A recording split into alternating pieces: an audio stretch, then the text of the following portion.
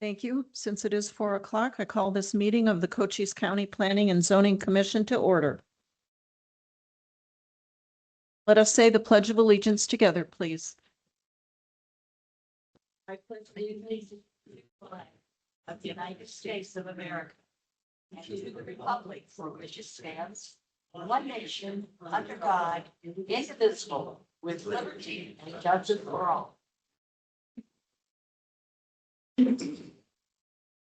Thank you very much. I'd like to read the ground rules first. Welcome to this meeting. Please turn off cell phones or silence your ringers. Also, please be polite to other stakeholders. No applause, no booing, no cheering. If you are attending in person and wish to speak, fill out a speaker information form and give it to the planning staff. Forms are on the table outside the door. The commission chair will call you at the appropriate time. If you are attending online and wish to speak, raise your hand in the Teams chat and provide your name, address, and agenda item number you would like to address. The commission chair will call you at the appropriate time. Please mute your microphone until called. In-person speakers must come to the podium when called by the chair. Use the microphone to capture your comments. Each elected county supervisor appoints 3 commissioners to staggered 4-year terms. Up to 3 commissioners are from cities. At least 6 commissioners are from unincorporated areas. A commissioner's service is pro bono. A quorum is 5 commissioners. Special use dockets are approved by this commission. A majority vote passes a motion. A tie vote triggers a rehearing at the next meeting. Appeals of special use decisions are heard by the Board of Supervisors. Appeal procedures can be found on the county's website. For additional assistance, contact Development Services. Dockets other than special use requests result in a recommendation forwarded by the commission to the Board of Supervisors. A majority vote passes a motion, a tie vote fails.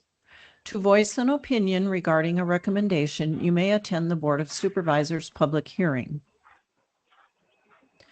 We observe the following time limits: 3 minutes for call to public, 10 minutes for applicant statement, 3 minutes for supporters or those opposed, and 5 minutes then for an applicant rebuttal.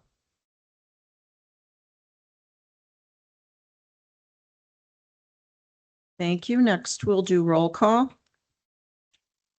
I understand Mr. Montgomery will be coming in late. Mr. Benedict? Here. Thank you. Mr. Umbries? Here. Mr. Gonzalez? I understand he's absent this evening. Ms. Fickett? Here. Mr. Tucker? Here. And Mr. Saunders? Here. And the chair is also present and in person.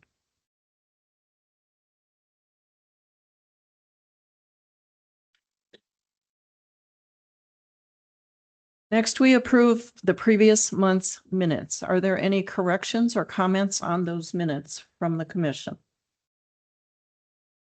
Hearing none, let's take a voice vote. All those in favor of approving the minutes say aye. Aye. Aye. Are there any opposed?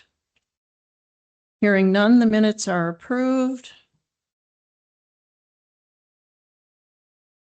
Now is the time for call to public. Pursuant to Arizona Revised Statute, Section 38-431.01I, a public body may make an open call to the public during a public meeting. I think I'll stop there. I don't need to read the statute in full. Members of the public body shall not discuss or take legal action on matters raised during an open call unless the matters are properly noticed for discussion and legal action. I do have some forms for call to public. First, please, Kara Harris online. Good afternoon, and thank you for letting me speak. I hope I can get through this. I would like to pay tribute to Mr. Randy Limbach. We lost a great mind on March 19th, 2026. Randy was a commissioner on this committee, and he took the position very seriously. He researched diligently before every meeting, making sure he had all the facts about the issues. He was passionate about making his decision based on facts and the impact each case would have on Cochise County. He desired to keep our county safe and prospering, also considering the rights of the residents living here. He was particularly outspoken in situations concerning green energy. His position on green energy came from hours of research.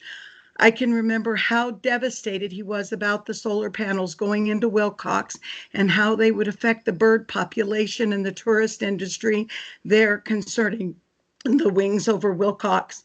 Randy was a gentle and caring soul with a lot of love for the animal community. He will be missed in the future as you look at possibly allowing for the expansion of the solar panels north of the fort next near Huachuca City.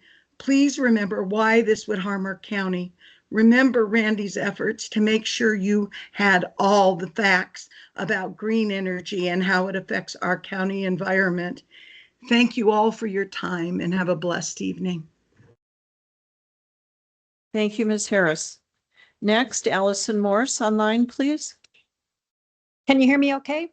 Yes, ma'am. Thank you. And thank you for allowing me to speak. I want to congratulate you all and the board on passing the data center ordinance. I think it was important to have guardrails in place. And again, I want to give a hearty congratulations to Director McLaughlin. She did an excellent job. I do think that the document needs to be strengthened to protect human health and the environment of Cochise County. I did hear you say at the last meeting that there were going to be work sessions with experts coming up. I know that there was a meeting in Benson and representatives from the power and data center industries were represented there. But I do also think that the commission and the board should hear from independent subject matter experts in the fields of hydrogeology, toxicology, environmental health, industrial hygiene, hazmat, emergency response, etc. It's really impossible to expect that any or all of you can be experts in those subject matters, because I do think that the guardrails should be strengthened to protect us from a critical water shortage and or harmful impacts to our health. So please make these informational sessions in the future public so all of us can be learning. Regarding the moratorium, I thought that was a fantastic idea, and I do want to thank you all and express my gratitude.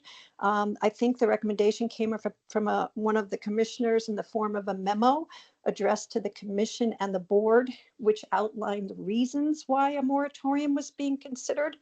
And I do think that should be posted along with the minutes, especially since it was not previously posted with the agenda prior to the meeting, but was voted on at the meeting. So that's just a separate document that can be added as an attachment on the online. And I guess finally, I'd like to know what studies were done to conclude that Cochise County does not have a documented shortage of water. I'm wondering if staff included alarming data coming from Arizona Department of Water Resources subsidence maps or the agency's supply and demand fact sheets. They clearly indicate the accelerating scarcity of our groundwater. All are negative because we are over pumping our aquifers.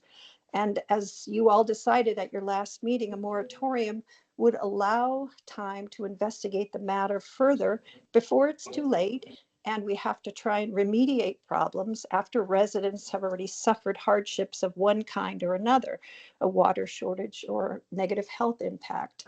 And I just also want to let you know that there's an upcoming 2-day conference, April 14th and 15th at the University of Arizona.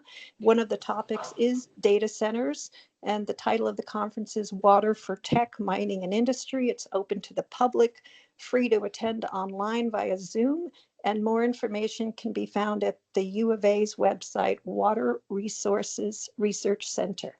Thank you very much. Thank you, Ms. Morse. Kevin Kitching, please. I will be on. Can you hear me good?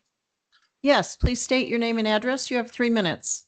My name is Kevin Kitching. I am here on docket SU 26-04.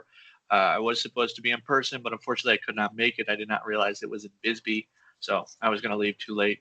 I'm an Eagle Scout with the Las Vegas Area Council, and one of the things you learn when being in the Scouts is how important the environment is, and that protecting it is, it's what you're supposed to do as an Eagle Scout. I know that there are some people here today who are going to raise opposition to the solar yards, and I just want it to be known, and I want it to be out there that solar yards do absolutely have an effect, but the good outweighs the negative far and away. The National Audubon Society even has, because I know we raised concerns about birds and local wildlife. The National Audubon Society has a study that they released on how solar yards are actually good for birds in the long run. And most importantly, they're much, much less harmful than a coal power plant or any other form of fossil fuel. So, and that'll be all for my time. I'm just here in support of that. Thank you. Thank you, Mr. Kitching. Your remarks are noted for SU 26-04. Thank you. That's the end of the papers I have. Is there anyone online or in the room that wanted to speak at call to public and was not called? Hearing none. Oh, there's someone. So, Mr. Baker, you're on the solar commentary, correct?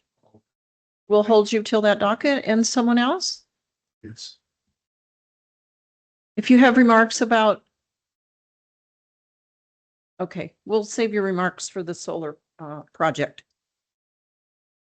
Moving on, docket SU 26-03 is Dragon Winds Airstrip. The applicant is Dave Dodge. Are you present, Mr. Dodge? Thank you, sir. May I have a motion, please, to approve docket SU 26-03? Chair, Mr. Saunders. I move to approve docket SU 26-03 with the conditions of the approval recommended by staff. The factors in favor consulting the findings of the fact. Thank you. Second? Second. Mr. Umbry, second. Thank you. Mr. Taylor, could we have your report? Thank you, Madam Chair and Commissioners. This is the staff presentation for docket SU 2603, a special use authorization request to allow a private airstrip. The applicant is Dave Dodge. The property is located at 5261 East Dragon Winds Way near Dragoon. Property parcel number is 2089213 Bravo, and the parcel totals about 20 acres. The property is zoned RU4. The comprehensive plan designation is rural. Current use is residential, and the proposed use continues to be residential with the private airstrip. Property is located again on Dragon Winds Way, approximately 2 miles east of Dragoon. Dragon Winds Way is an unimproved road not in county maintenance. Property is zoned RU4, as are all other parcels within about a 1.5 mile radius. The applicant owns several other parcels in the area as indicated on the map by orange, which would be 4 additional parcels. The nearest resident to the applicant's property are about 1,700 to the east and about 675 feet to the west. I have several drone images for this one. This would be viewing to the south with Dragon Winds Way in the foreground. The property is highlighted in orange. The property, I guess in the foreground of that parcel, is also owned by the applicant. A little bit closer image of the property. This is also viewing to the south. This would be viewing to the west. As you can see in the foreground, there are multiple utility easements with active transmission and distribution lines on and near the applicant's property. The airstrip has an unimproved surface and is about 500 feet long and approximately 840 feet south of Dragon Winds Road. This image would be viewing to the southeast, showing the residents approximately 1,700 to the east. It's a little difficult to see. You can see the road on the left-hand side. It passes an accessory building before it actually hits the primary residence further up the hill. And this image is also viewing to the southwest, showing a residence approximately 675 feet to the west. The applicant owns the parcel in between the subject parcel and that parcel with the residence to the west. The applicants provided a site plan showing existing improvements on the site, as well as their proposed flight path in relation to some of those easements along the south portion of the property. The applicant will probably have a little bit better description of the site plan and what it means during their presentation. This is a graphic showing some of the existing SSVEC and AZG&T easements. There are several, and we do have a lot of conditions that are informed by the comments that we receive from SSVEC and AZG&T. Section 2.48 of the zoning regulations identifies 10 factors to evaluate special use requests. The applicant is, in this particular case, the request complies with all applicable factors. This request does comply with the applicable factors as previously stated. This area is very low density in terms of residential development. The applicant owns multiple adjacent parcels to the north and to the west of the subject property and the proposed airstrip. The property does abut public land to the south, further providing additional buffer from other residential properties, and staff did receive support from nearby property owners. There is the potential for noise and dust during takeoffs and landings and overflight privacy concerns. We did receive opposition from one nearby property owner. The applicant sent letters out on 18 February as required by the zoning regulations, and staff completed the notification process between 18 and 20 March. Staff mailed 12 notices to property owners within 600 feet, receiving 2 responses in favor and 1 in opposition. The property owner in opposition owns the 2 parcels to the east. Madam Chair and Commissioners, this concludes staff's presentation of docket SU 2603. We are available for your questions and the applicant is present. Thank you, Madam Chair. Thank you. This is the time for the applicant's statement. You have 10 minutes. Thank you. Can you hear me? Yes. My name's Dave Dodge. I'm a retired police officer from Arizona. My wife, Mary Ann, is a retired Army officer. We moved to Dragoon about 3 years ago with the hope of being able to build a small strip like this and fly out of it. The area is really peaceful and quiet, and we know that our neighbors are also concerned about that. We've talked to them. We've assured them that we're not going to be flying over anyone's house. We're probably going to fly away to the playa. You can see it out there to the east. I just want the board to know that we are very concerned and respectful of our neighbors. As you know, 2 of the neighbors are okay with it. The neighbor to our east, I don't think he was fully aware of what we were going to be flying. He assumed we were going to be flying underneath the power lines and we were going to have giant fly-ins, and none of that's true. This is a short runway. It's 500 foot and it's 20 foot wide. And Matt, would you be able to pull up those pictures that we seen?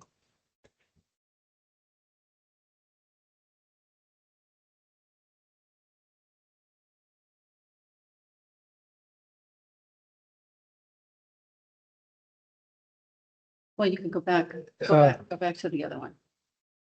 Yeah. This is the type of plane that I'm flying right here. It's an ultralight. It's a light sport aircraft, ultralight. There's like a hand glider wing that goes on there. But that's basically what it is. Matt, can you go to the next one, please? This is the specs of the airplane. It's what's considered a STOL aircraft, STOL, short takeoff and landing. You can see that it can climb at 1,200 feet a minute. Takeoff distance, 100 feet. That's landing as well. You could probably add about $15,000 to that price because I got transponder, radio. I loaded it up so that other people can see me as well. The area we live in is it's large. There's a lot of open space there. I'm all about safety. I'm all about other people's right to enjoy their privacy as well. The county has given us some stipulations and we're 100% on board with that. Was there another? I think that just talks about STOL aircraft and 500 feet. No one really owns the the air above their property. It's governed by the FAA. 500 foot is what they require you to be if you're over someone's property. We will most likely double that. I mean, like I said, we have no intention of flying. The one neighbor that opposed this is actually quite a bit to the east and up behind us. So there's no reason to fly anywhere near his place. He was also concerned with me having like giant parties and flying everybody in. This runway is for very limited type, powered parachutes, STOL type aircraft. So there's not going to be any kind of fly-ins or any kind of wild thing that would disrupt his piece of property. What else did you have, Matt? Anyone? Was that the last one? I think that was it. The last one? Mhm. Did you want to say something? We've also coordinated with the FAA and followed all of their requirements so they would know where the airstrip is. And in 30 days, we should have something official from them.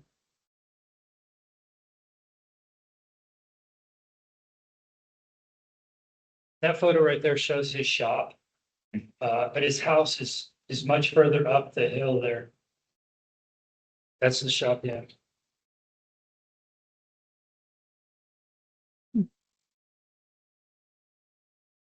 And that's it. If you guys have any questions, I can answer whatever you got. We probably will. Okay. We'll call you back up. Thank you. Thank you. This is the time for public comments from other persons. I do not have any requests to speak. Is there anyone that came to do so? Anyone online? Hearing none. I'm assuming you waive your right to rebut. The public hearing, excuse me, the public hearing is now closed. This is the time for commission discussion. Do I have any questions for the applicant or our staff? Madam Chair, Mr. Saunders. on sheet 18, I mean, picture 8, photo 18, is it already graded? The runway already graded? Yes, sir. I did that. Yeah. And you're saying the one on the right where the neighbor lives? Sorry, sir. Yeah, the little white spot clear up to the right. Top right, is that where the neighbor lives? Yes, that's the neighbor's shop. His house is way up. It's not shown. Please come to the microphone so we can capture your comments. Yes, sir. That's his shop and his house is not in the picture, but it's up higher, up against the state land. It looks like he land and take off by the power plant, by the power lines. Actually, we're not. What we did, we had a discussion today with the representative from AZGT Co-op. There's 2 sets of power lines. We've talked to both of them. One of them said after the hearing, they'll come out and put orange balls on for free at their charge. The other one that we spoke to today, we asked them about revising. If you have that paper in front of you, we revised the flight plan so that the runway actually stays where it is, but you take off and you come a little further this way. That way I'm 800 feet over the power lines before I get there. And they had some issues because they didn't have any information. They didn't know what kind of plane it was. So we basically spent some time on the phone. I revised it from that pink where it comes in to where it goes there, still on our property 100%. And at that point, I'd probably be 350 to 500 feet over the power lines. The other thing I want to know, is it a one-seater? Yes, sir. No. Thank you. Okay. Ms. Pickett? I'm familiar with this type of aircraft and I really don't have any questions. I think that having been around people who've flown them before, you have a pretty good place to be. Thank you. I noticed that the Coronado Forest is relatively close. Are you allowed to overfly that? Yes, ma'am. As long as you follow FAA regulations, which we follow by the book. Basically, my back is not what it used to be. So I'm looking at maybe an hour, 20-minute flight. Oh. Just, I hold 10 gallons. I go probably 50 mile an hour. We just spent the entire month of March in Texas where I received additional flight training. And we've got a lot of money wrapped up in this. It's not a cheap sport. And the people that do it take it serious. But you are still considered a hobbyist. Yes, ma'am. All right. And you notice that one of the conditions is that if you're to expand into a commercial venture, a special use modification is required. And you're Absolutely. fine with that? Yes, ma'am. Good. Anybody? Mr. Benedict? Could you just speak a little bit about your professional experience piloting these? This will be my fourth trike that I've owned. I call it a trike. It's, but I haven't flown in 15 years. So the three prior that I owned, I'm from Lake Havasu City. I used to fly them. I built all three of them. I flew all three of them. And then I got busy doing other stuff in life and 15 years went by. So now that we're retired and we have the ability to do it, I wanted to get back into it. And so we invested the money and the time and everything. As far as my knowledge goes, we read the FARs, and we basically find out if we're within the boundaries of it, and we always follow the rules. And that's about it. I probably have about 100 hours of flying. That was going to be my next Yeah. question. Thank you. Yes. No one else? Mr. Taylor, could we get your recommendation, please?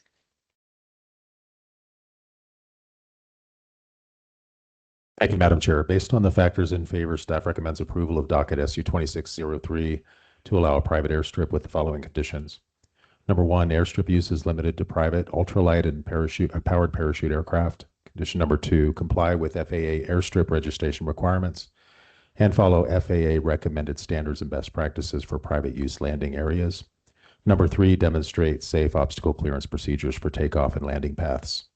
Number four, airstrip operations must not interfere with SSVEC, EPCO, or WAPA line access, maintenance, or emergency response activities. Coordinate with SSVEC, EPCO, and or WAPA to ensure aerial marker balls are installed on distribution and transmission lines on the north, west, and south sides of the property. Condition number five, flights shall not occur more than 30 minutes before sunrise or more than 30 minutes after sunset. Condition number six, no overflights less than 500 AGL above ground level over adjacent properties unless owned by the applicant. The standard conditions relative to condition acceptance, permitting timelines, and modifications still apply. Thank you, Madam Chair. Thank you. We do have a motion on the floor. This is time for the vote. Unless anyone has any final comments. Hearing none. Mr. Benedict? Aye. Thank you. Mr. Umbries? Yes. Thank you. Ms. Fickett? Aye. And Mr. Tucker? Aye. Mr. Saunders? Aye. And the chair also votes aye. Mr. Montgomery is still absent. Congratulations. Thank you all very much. I appreciate that. And any individual disagreeing with this action has the right to appeal to the Board of Supervisors within 15 days. An application for appeal is available from the clerk at the office or online at cochise.az.gov. Thank you. Next tonight is docket SU 26-04, Winchester 3 Solar. Is there an applicant present? You'll give your names when you come up in a moment. Could I have a motion, please, for this docket? Mr. Tucker. Madam Chair, I move to approve docket SU 26-04 with conditions of approval recommended by staff. The factors in favor constituting the findings of fact. Second. Second. Thank you, Mr. Embreeze. Mr. Taylor, your report on this docket? Chair, this is the staff presentation for docket SU 2604, a special use authorization request to allow a 200 megawatt solar energy power plant with an 800 megawatt hour battery energy storage system and substation. The applicant is Winchester Solar 3. The property is located at the approximate southwest corner of Airport and Permenter Roads. This would be west of Wilcox. and encompasses 5 parcels that consist of about 1,250 acres. The property is zoned RU4. The comprehensive plan designation is also rural. These properties, I believe, were used previously for grazing, and they're generally undeveloped. The proposed use is a solar energy power plant with BESS and substation. Property is located at, again, about Airport and Permenter Roads west of Wilcox and Supervisor District number 3. And this property is zoned RU4, as are all adjacent properties, and it's located about 2.25 miles west of the Cochise County Airport. Properties are also located within the Wilcox AMA. Winchester 3 project site is north of the Winchester 1 and 2 project sites, which were approved by the Commission in May of 2023 and total approximately 3,600 acres. The applicants have provided a concept plan showing the project area and the approximate location of the battery energy storage system and substations. Those would be the hatched areas to the lower left. Properties identified in blue are held in state trust. The laydown yard in green is on the Winchester 1 and 2 project site and is currently being developed. And again, the proposal is for a 200 megawatt facility with an 800 megawatt hour BESS system. This is an image of the subject property viewing to the southeast with the dry lake bed in the background.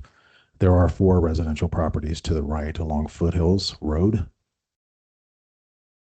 This is also viewing to the south with state trust land in the foreground. This would be viewing to the north from Interstate 10, showing the Winchester 1 and 2 projects, which again are under construction. They've gone through permitting. And another view from I-10 showing the subject property with the other Winchester project under construction. Current access to the Winchester project is from Airport Road, and this actually goes through one of the parcels identified in the Winchester 3 application. Section 2.48 of the zoning regulations identifies 10 factors to evaluate special use requests. This request complies or partially complies with applicable factors, and some of those would be in compliance with conditions recommended by staff. Again, this request complies with applicable factors. The Cochise County Comprehensive Plan encourages renewable energy projects. This is a low water land use within the Wilcox AMA. Would be limited demand, very small demand on local services and infrastructure. Project would enhance grid reliability and support future load growth. The project is located near the previously approved Winchester 1 and 2 solar projects, which are under construction. Staff has not received any opposition from property owners within the notification area. As with most large projects, there are concerns about fugitive dust during construction, potential natural view obstruction for nearby residents, and biological and wildlife concerns. The applicant mailed letters as required by the zoning regulations on 27 February. Staff completed the public notification process between 18 and 20 March. Staff mailed 22 notices to property owners within 1/2 of a mile, receiving multiple responses, including 2 within the notification area. The project to the property with the green check mark to the west, that was originally submitted as opposition. However, I spoke with the property owner last Friday, and they have reversed their opposition and now are in support of this project. Would like to note also that we did receive some support from the Arizona Technology Council, and I believe we do have a member of that body online. We received opposition from Indy Motorsports, which is a development 2 miles to the west of the project area, citing fire risk, emergency response concerns, water constraints, infrastructure damage, no local benefit, as well as land use incompatibility. We also received extensive comments from Arizona Game and Fish. Madam Chair and Commissioners, this concludes staff's presentation of docket SU 2604, special use authorization request for a solar energy power plant. We're available for your questions, and as you know, Madam Chair, the applicant is present. Thank you, Madam Chair. Thank you. This is the time for the applicant's presentation. You have 10 minutes. If you'll identify yourselves first, please, name and address. My name is Scott Leach. I work with Torch Clean Energy, and I live in Boulder, Colorado. Hello, Sarah Bourne with Torch Clean Energy, and also live in Boulder, Colorado. Thank you.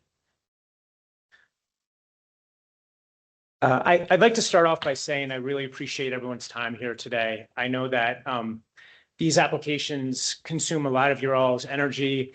And when we get to this moment in the project, we want to come to you guys with a very well thought out project that's passed really, really important milestones. And today we hope to demonstrate those important milestones that we passed and seek your approval here. If you go to the next slide. So Torch, we focus on renewable energy projects across the entire country. We have a very keen focus here in Arizona. We've done 8 projects within the state, and 4 of those projects are actually located here in Cochise County. If you go to the next slide. Sarah and I have been working here in Cochise County since 2013. We were here in front of you in 2014 asking for approval. We were here in front of you in 2023 asking for approval. And part of our attitude and philosophy on these approvals is that we demonstrate that we do our projects, we start working on them. We're a good community member. We are a landowner here in the county. And very soon we are going to be paying upwards to over $1 million a year in property taxes. And so we are very, very invested here in the county and also invested in being a good community member. And I hope that comes out today in this presentation. Go to the next slide. Oh, yeah, this one right here. In 2022, we submitted an interconnection request to Arizona G&T for 200 megawatts of solar and storage. And that interconnection process didn't really kick off doing the technical studies until 2024. And those just concluded at the beginning of this year. And now we are in the point where for these projects, you sign the interconnection agreement. And that's kind of a critical part of these projects, right? Is we've passed through that milestone for this project, and we will be interconnecting on the 230 kV system to Arizona G&T. I think it's important for everyone to kind of realize here that there's only so much room on kind of the grid to put these projects, and having those studies finished and that approval to interconnect is really one of the most fundamental aspects of making these projects move forward. So we don't want to come to you without basically having that in hand. So we've passed that milestone, a really, really important aspect of the project. Of course, we're adjacent to our project that's under construction, and we really welcome the opportunity last Friday to bring staff and Commissioner Benedict out to the site to show what we're doing out there. And some of the kind of key things like fencing for environmental concerns, we're able to show out in the field exactly what we're doing. And this is really going to be a carbon copy of what is being built out there right now. I think the last kind of important component here is that for the better part of about a month and a half, we've been meeting with the neighbors, the 4 neighbors to the west of this site. And I think we've met with them in person 3 or 4 times. And that's a really important part of this process for us, to start having a conversation and a dialogue with those folks. The Johnsons, who were mentioned before, it actually took a long time to talk and to describe what we were trying to do and to come to kind of a neighborly agreement of how to work together, kind of outside of the confines of this room, because it allowed us to just have a conversation, what they didn't like, what we can do. And there was a whole bunch of things where we found common ground on how to work together on a project and being their neighbor. If you go to the next. Great, there is a clock here. Okay, I will take over now. So a lot of you probably have seen a lot of these components here. I'll go through these pretty quickly since I have 4.5 minutes left. The racking equipment, so that's the piles that go into the ground. Those go straight into the ground. There's no foundation there. You have the single axis tracker. That tracker tracks the sun, right, from morning to night. And then you have the inverter and transformer units. The inverter is what converts it from DC to AC, and then the transformer is what steps it up to the 34.5 kilovolts, which then goes to a substation. This fencing down here on the left is an example of some of the game fencing that has been used historically. The stuff that we're using on Winchester 1 and 2 and that we would use on this project would also have a 6 to 8 inch gap on the bottom of it that allows animals to come and go throughout the facility. Then can you go 2 slides forward, actually? Yeah, I'm going to jump to this real quick. So this is a super important component. I've heard from a lot of people, they're really concerned about the safety of these battery systems. There's been a lot of things that have happened over the last few years with these battery systems, primarily with the UL 9540 testing that's required. So that was originally proposed in 2017, and then it was adopted by NFPA in 2017. So it's a relatively new thing in the scheme of things. The other thing is that most of the, I should say not most, all of the utility scale batteries now use lithium iron phosphate. So previously they used a different technology. And so the lithium iron phosphate batteries, they have a thermal runaway temperature range that's 100 degrees Celsius higher than the previous technologies that were used. So with this UL 9540 certification that you have to have now, they do multiple tests where they test it at the cell level, they test it at the module level, and they test it at the unit level. And so none of these batteries can go into the field until they passed all of those tests. And ultimately what that test says is that there's no way that one of these battery units could catch on fire and then an adjacent battery unit would subsequently catch on fire. So you could have one unit catch on fire, which is also extremely rare. Since this lithium iron phosphate technology came out, there's been 2 battery fires in the United States. There's been 400 systems installed. So it's quite rare. There's significant rigorous testing happening there. The other thing that's going on is there's 24/7 real-time testing for temperature, for gases, primarily hydrogen and carbon monoxide, and for smoke. If any of those are detected at any point in time, there's an f-stop switch on the battery system and the whole thing gets shut down. And so the idea of that is that the batteries don't ever get hot enough to have a thermal runaway event. The other thing you have is deflagration panels. So those release gas, so you would never have an explosion. We also put air quality sensors so that if there ever is an event, you have a sense of what it is. I will say in talking with a lot of the manufacturers, people are starting to do plume analysis and see what happens and how quickly they dissipate. Typically hydrocarbons burn off within 1 to 2 hours, and the batteries typically burn for a day. And then most importantly, on Winchester 1 and 2, we are working with the Wilcox Fire Department. We're doing an emergency response plan, which is, I think it's 20 pages. It's quite detailed. And we do trainings with them. And then we are doing a subscription service so that they have clear access and directives on exactly what to do should there be a fire. I got 1 minute left. Let's go back to birds real quick. I'll do birds and then we'll go forward. So just back 1 slide. Yeah. So I really appreciated, I can't remember his name, but the fellow who called in that the Audubon Society has taken a much different approach on the impacts of solar on avian life. There's a lot of new research out there and there's been a lot of studies over the last, I'd say like 6 years, where people have actually gone in and done extensive monitoring. Some of the mortality, there is some mortalities, but throughout the country with all of the solar sites, they estimate 37 to 130,000 bird deaths a year, which is much, much smaller than you see from buildings or cars, or house cats for that matter.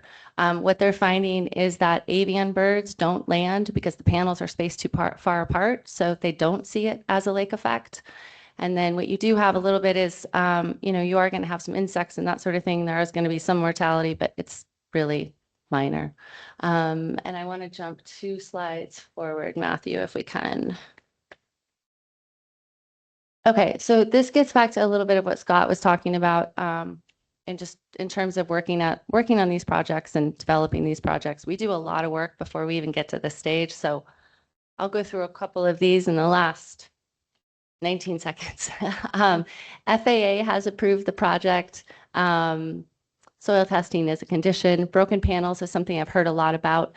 There are approved recycling facilities that we are required to use. So those panels, those are 2 examples, Solar Cycle or First America. Those panels are properly disposed of. We'll probably get to ask you a lot of these questions in a few moments. Great. You can fill us in on some more. Okay, sounds good. We'll call you back in a moment. This is the time for public comments on this docket. I do have some requests to speak. Sipand Alizada, will you help me with that name, please? Absolutely. Hi, everyone. My name is Sapand Alizada. Madam Chair, you were in the ballpark, so thank you very much. Madam Chair, Commissioners, my name is Sapand Alizada. I'm with the Arizona Technology Council, 2800 North Central Avenue, Suite 1530. Arizona Technology Council is a trade association that represents over 750 science and tech companies all throughout the state, and we respectfully urge your approval of the special use authorization for Winchester 3 solar project. This project is thoughtfully designed. It is appropriately sited near Winchester 1 and 2, and also designed to minimize impacts on key visual resources and have minimal impact on local traffic patterns once the project is operational. We've heard from Torch Clean Energy. Torch Clean Energy is a company that's nationally renowned over nearly 2 decades of experience in turnkey development of renewable energy facilities and projects. So you can have confidence that this developer knows what they are doing, and they have worked in the county before. At the council, we advocate an all of the above approach to energy that leverages a diverse mix of clean and renewable and reliable resources. I attended the Sky Islands Regional Partnership meeting a couple weeks ago, or 3 weeks ago now, in Benson, which was very, very productive. It was a great work by that chamber there. And all we just kept hearing about was how Arizona and Southern Arizona needs energy. And this project can provide that energy because battery storage systems are reliable and effective. Also, let's not forget the impact on economic development. As they've said, as Torch has presented, this is going to produce property tax revenues in the millions of dollars. It's going to create construction jobs. There are going to be a permanent operations and maintenance positions.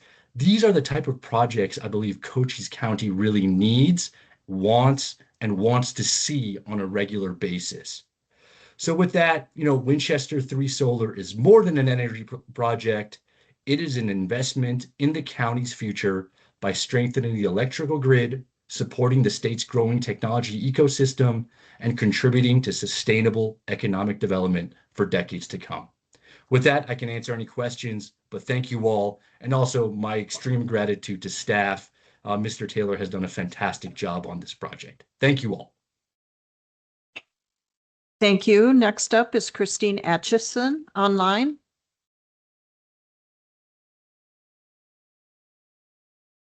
Ms. Hi, good Atchison? evening, Chair. Hi, Go good ahead. evening. I wanted to speak on BEST tonight, and I appreciate that explanation of BEST. BEST is a lot different than the solar farm. Even with the LIP, it's still a compact chemical facility. The units contain reactive electrolytes and lithium salts that can break down into highly toxic gases during failure, including hydrogen fluoride and sulfur fluoride gases. One key chemical is lithium hexafluorophosphate, and that's LiPF6. It requires a safety data sheet, and I haven't seen any safety data sheets that Torch has provided. Under Emergency Planning and Community Right to Know Act, sections 311 and 312, any facility has storing hazardous chemicals above the threshold quantities must file a Tier 2 report. The EPA is clear. If a chemical requires an SDS and exceeds thresholds, it must be reported. LiPF6 requires an SDS. Hydrogen fluoride is an extremely hazardous substance. Both exceed reporting thresholds of a project of this size. Yet the application reports 0 hazardous materials. A typical BEST container also holds hundreds of pounds of ethylene glycol, which is on the EPA hazards list. With roughly 100 containers, this project would store tens of thousands of pounds, far above federal and county disclosure thresholds. This county has no zoning regulations specific to BEST. even though the facilities store large quantities of hazardous chemicals. Approving a project without regulatory framework is not consistent with the public safety obligations. Third, the application says it will comply under NFPA 855 and the International Fire Code, but the documents are missing. There's no UL 954A fire propagation test papers. There's no separation distance calculations, and there's no toxic plume modeling. They said they'll follow it, but there's no paperwork there. This information wasn't handed in. We do not know the manufacturer of the batteries, the battery chemistry they use, the number of batteries, or the chemical inventory. The emergency plan is still let it burn, even with the Wilcox Fire hazmat out there. In summary, the application, it doesn't prove it meets the NFPA 855, the IFC, the EPCRA Tier 2 requirements, or the county hazardous material rules. It lacks information needed for proper evaluation. For these reasons, I respectfully ask the commission to deny or at minimum table the application until you can get the proper paperwork. Thank you. Thank you. Next, please, Robert Karen.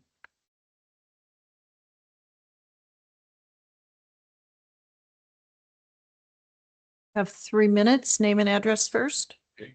Hello, and thank you for the opportunity to speak here. My name's Rob Karen. I live on Arizona Ranger Trail, which is we have a 1/4 mile of fence property on the west side of the proposed project. We just built a house there. We're kind of up on the hill, overlooking all of the proposed area. About a month ago, Scott with Torch called up and wanted to introduce himself and see if we had any concerns. And of course we did, because we just built a house and we're overlooking the playa and the town, and it's just us and the coyotes out there right now. And our first reaction was, oh no. But after talking with us about the project and how we're not going to have any structures right in front of us, they're going to set back from the property a little ways. Leave the natural vegetation, which is mesquite, leave as much mesquite for a buffer, not have any structures in front of us. And then they also volunteered to help us with our road and the drainages for the monsoon floods, which helps all of us neighbors along that about a mile, I guess, stretch. He's changed our mind, and we're okay with having them for neighbors. The water supply out there is, a bunch of the wells are going dry, and a lot of people have concerns about that. They're just going to use water for dust abatement, and when everything is built, it's shut off. We'd all rather see a hay field out there, but that's really not in the cards for what we have. As far as I'm concerned, I'd rather have them for a neighbor than subdivision. They're not going to have any lights. They're not putting any lights or anything out there. It's going to be pretty quiet still. So just want to let you know that we're okay with having them for a neighbor, and thank you for your time. Thank you. Next up, Nathan Lewis, please. Thank you for your time. Nathan Lewis, I'm at 8487 West Airport Road. I'm about a half a mile past where this new project is. I've got the same concerns everybody else does. Water, of course, being one, because of the water that they're using currently on the first projects to water the ground down for dust abatement. So that's something that scares everybody out there. The road conditions, been pretty rough out there since the trucks have been rolling out there. They got that road pretty tore up. County comes through every once in a while, throw some gravel and dirt in there that last couple of weeks. But after that, if there's cars coming, you got to slow down to a crawl to hit those potholes and whatnot. Other concerns that we haven't heard anything about is our property value.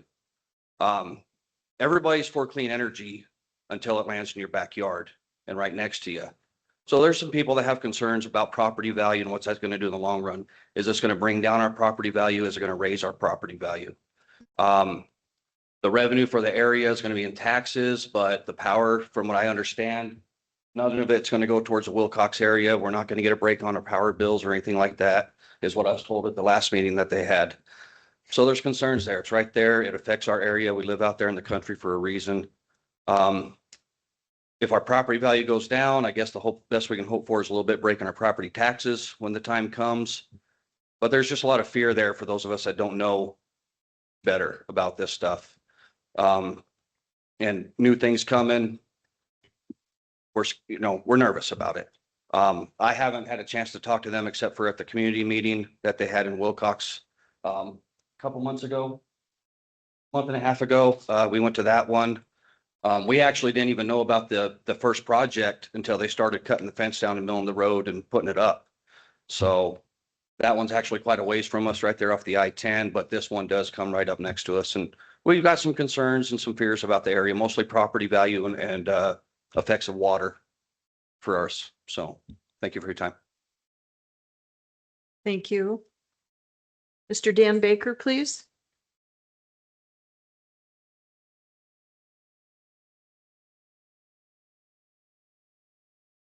Hello, everybody. How are you? Thank you for having me today. By chance, would you be able to throw the slide or no? I'd emailed it to you. Slide. Okay. Well, I had a quick slide up there, but it's just a leaching factor on the NOVER study, and it's a 2020 study. You can find it at NOVER ETAL 2020. It does show a little bit of leaching. I don't know exactly which panels they have, but all manufacturers does confirm that all panels leach. It's just a factor in it. Some worse than others. I feel at least this this energy sector does seem to care about their constituents that they're around. So that's one improvement. But where I would recommend is we do a baseline study. So this way we know the levels present now, and then moving forward, we can see if there's any factors or if the environment is getting damaged. Because in the study, it shows that billions of microscopic, basically some of the environment can get ruined. So without proper data analytics, I can't gauge nor input it in the National Science Institute for that factor. That way we can have a baseline to go by. But other than that, I would say for the community's sake, even people that have to be forced live to it, unknowing that there is toxins in there, at least then it caters to save them for a long run of, liabilities or cancer or some sort of things that could potentially unseen, But this is a graph of it. It's pretty simple. It's in your face. There is not a manufacturer that creates safe as of now because it's not there. The technology is not quite to that stage. But again, more research and more studies. I commend this developer for at least recognizing and being here for the community. So that means a lot from the community. Thank you. Thank you, Mr. Baker. Next up, Allison Morse, please. Yes, can you hear me okay? Yes, ma'am. Thank you. Thanks for allowing me to speak again. While the Winchester 1 and 2 project were presumably built to boost power for Tucson Electric, it's not clear whether phase 3 will power a data center here or elsewhere. It's not mentioned in their special use application, of course, but that doesn't mean it or the whole 3-phase project could eventually power a massive data center project in the future with their 1 gigawatt transmission line. I wouldn't object if the power generated by this project were going to Cochise County residents, but it appears to be serving Tucson. And I would feel better about it if it helped Tucson ratepayers, but TEP is currently proposing a 14% rate hike. I recently attended an ACC meeting in Tucson where residents were very upset about this. The struggling middle-class working folks simply can't afford it. I'm also concerned that this project might support a future data center in Tucson like Project Blue, or like I said, one here in Cochise County. It's not really clear. We can't predict the future. Maybe some people know, but most of us don't. As far as permitting conditions and requirements, I think they should include BAT, or best available techniques, or BACT, best available control technology. In other words, the highest industry standard, least risk practices, non-flammable batteries, etc. I would urge that you to require upgrades every few years to the newest available equipment.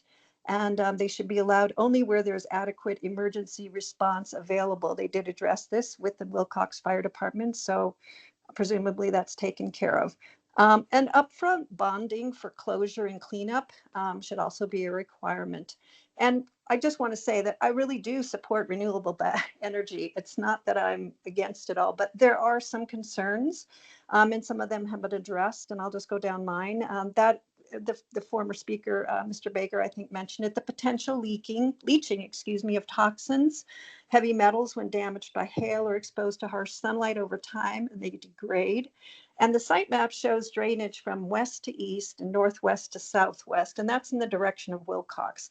And another thing that should be noted is that right in that area is a map that you should be looking at, which is from ADWR, Arizona Department of Water Resources. It's a map of subsidence and fissures and cracks from the groundwater table reduction, for lack of a better word. But it's just sitting to the east of that, and I suspect that any additional industrial, water use, like the dust mitigation, is going to affect that. And the map that I'm looking at, which is very colorful, which shows quite a bit of subsidence, is actually 2 years old. So I'm sure it's even more severe. Again, I think someone mentioned there might be there is documented increase in atmospheric temperature, creating heat islands. That's similar to those created by data centers. And Ms. Morris, your time is up. thank you. Thank you. Ryan Slauson, please. 3 minutes, sir. Name and address. My name is Ryan Slauson. I live in Sierra Vista.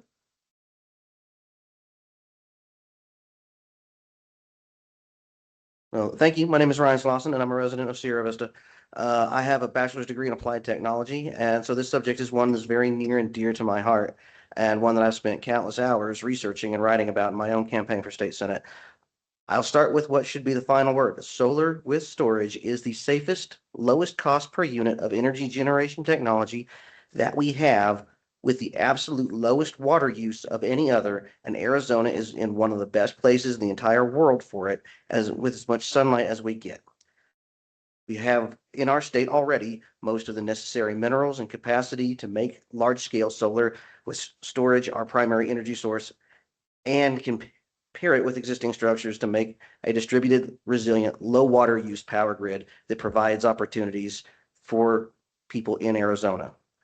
So there are those complaints that people have about the potential of leaching and of the batteries and other things like that. When you compare that with traditional power generation, say coal or LP gas or even nuclear, the dangers and water use of solar are almost non-existent in comparison to those other sources of energy. So I think that we should be promoting the advancement of solar technology and solar usage in this county. And I think that we can use community benefit agreements with developers like this one to address those issues and those problems that people are genuinely worried about, and make sure that their concerns are heard and accounted for. Thank you. Thank you. Tristan Solorzano.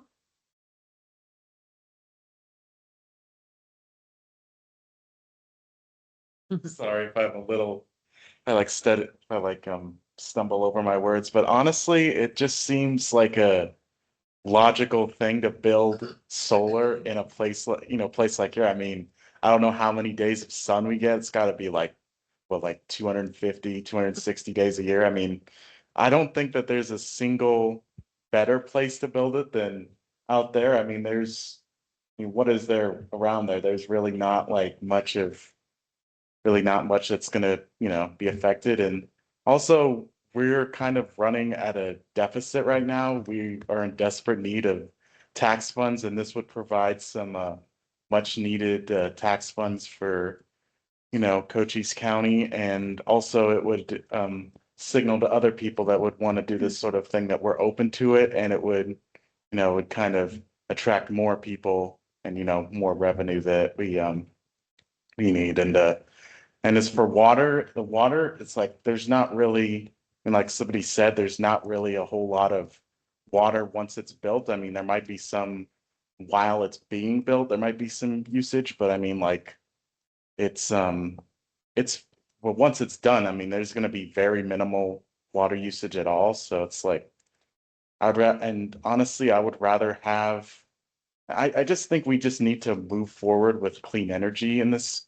We just need to look for the future. I mean, we can't keep relying on coal forever, like it's going to run out eventually. So we just need to transition to more renewable energy sources. And I think this is a good step in that direction. So I think that'll conclude my comments. So Thank you very much. Rachel Stewart, please.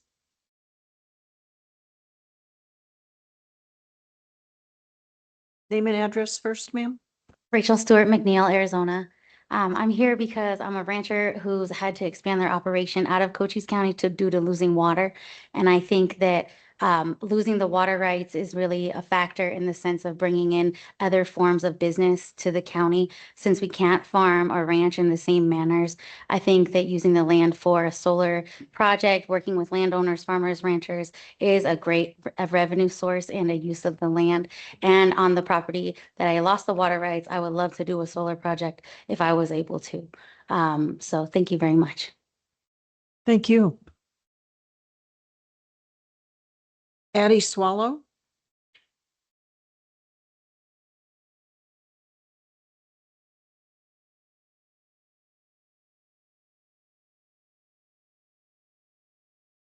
Hello, my name is Addie Swallow. I am a resident of Sierra Vista, and as of July 21st, I will be one of 2 Democratic women nominees for the State House of Representatives in LD 19. I'm also a combat veteran of nearly 20 years, which will be the majority of what I talk about. I am speaking in favor of the Winchester project. During my time as human intelligence professional in the Army, while deployed, involved living with local populations. So that means I was living with the local populace for most of my time while deployed, often in their buildings for extended periods of time. And sometimes I witnessed firsthand what it looks like to see families struggle with basic needs. I saw people live day to day with no AC, no heat, and no running water. I didn't just observe that reality, I actually lived it with them while I was out there for those extended periods of time. I tried to help them, but the truth of the matter is that those living conditions were horrible and they would be considered unlivable to anyone who lives in America, probably. I don't want Arizona or anyone who lives in Arizona to deal with the same problem that I saw when I was over there. And projects like the Winchester Phase 3 project will help make Arizona sustainable without sacrificing our quality of life and with very minimal damage to the environment or our water usage, which we're currently in a huge crisis. It is a project that provides insurance and responsibility in a world where, quite frankly, most of our elected officials aren't doing that. Today, you have an opportunity to bring that responsibility and reliability back to this county. By approving this permit, you are choosing a sustainable and secure future for your neighbors. Thank you. Thank you. That's the end of the requests for speak that I have. Is there anyone online? Yes, please. Go ahead. Tricia Jaradat, go ahead. Thank you. Yes, this is Tricia Jaradat in Sierra Vista. Thank you, commissioners, and thank you, staff, for an informative presentation. I learned quite a bit, much of it reassuring.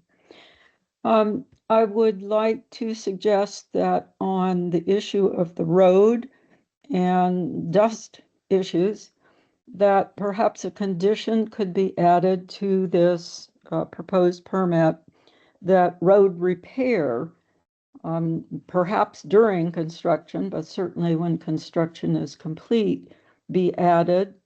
If it's not already there, I may have missed that. And there are waterless dust control options. I know that some of them are not and very environmentally friendly. I would not support those, but I believe that there are reasonably okay waterless dust control options. And finally, on the fence openings, I'm sorry I didn't look at the details of the game and fish recommendations, but 6 to 8 inches, while it would accommodate the smaller creatures, would not be enough for coyotes or bobcats. And a size opening that's being used in the border wall is about the size of a piece of paper, 8.5 by 11, and most creatures can squeeze through that.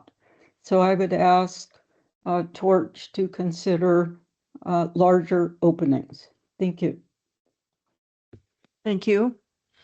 Is there anyone else online, Mr. Taylor? Lisa Stansbury.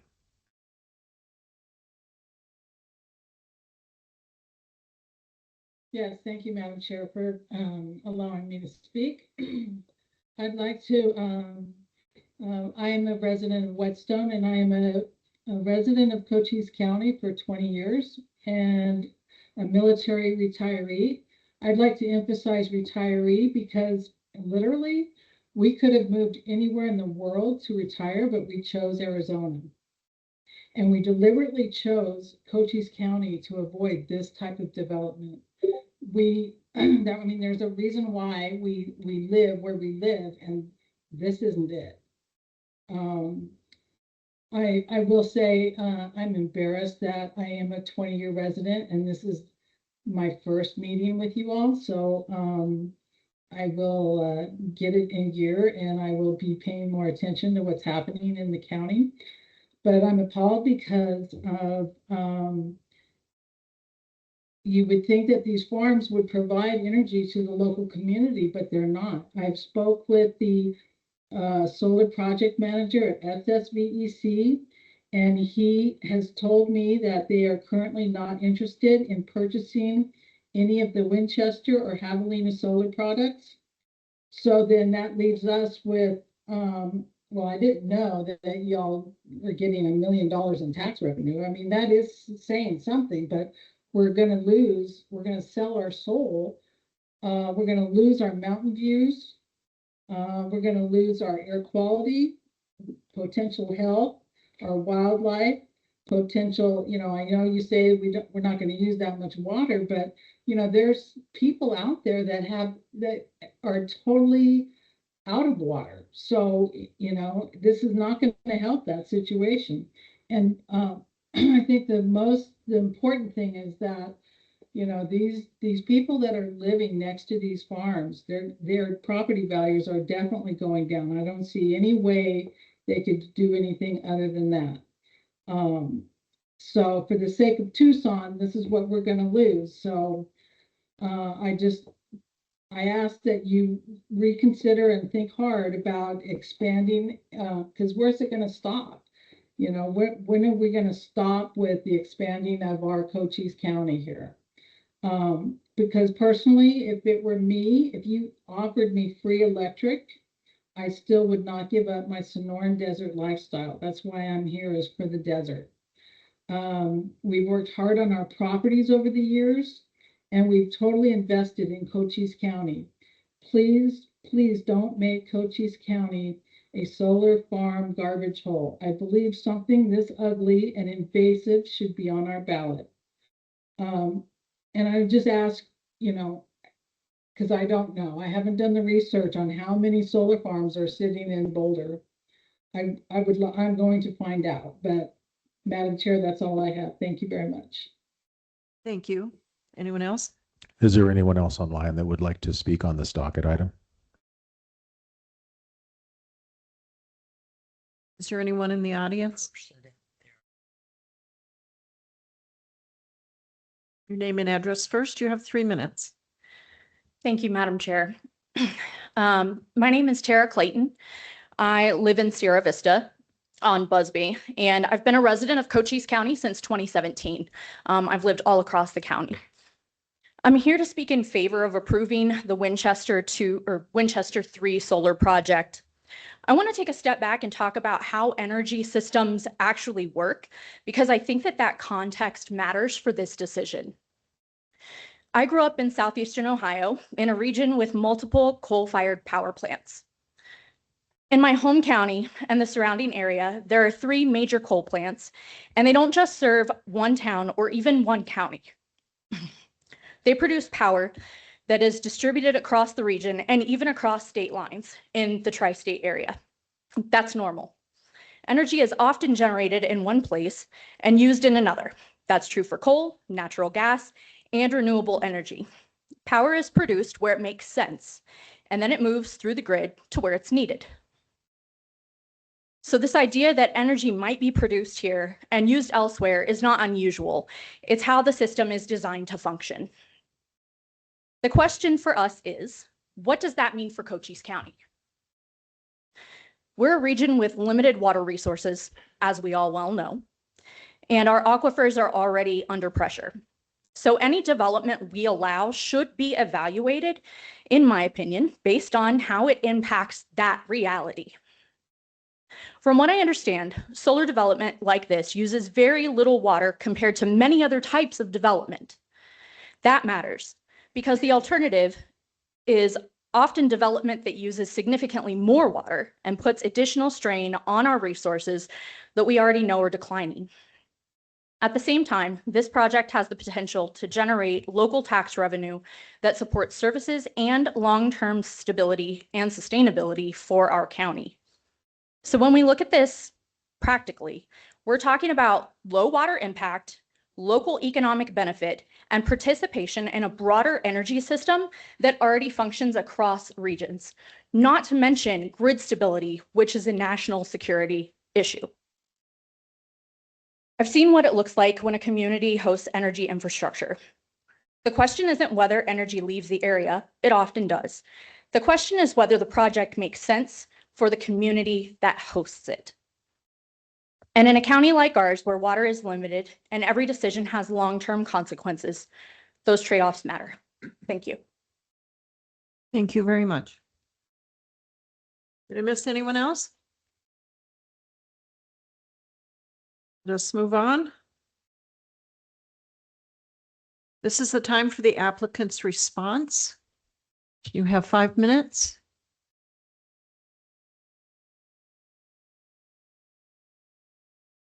We'll try to hit these quick. I'll do 1 a minute, see if I can get that done.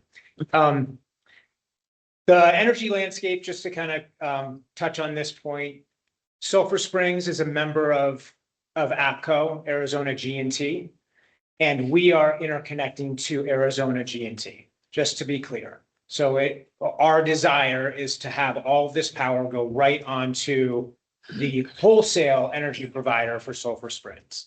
And that's ultimately, there's 5 members that are composed of APCO, and the whole intended purpose of this project and the studied purpose and where we're going to physically interconnect the project is on the APCO infrastructure, just to be clear on that particular point.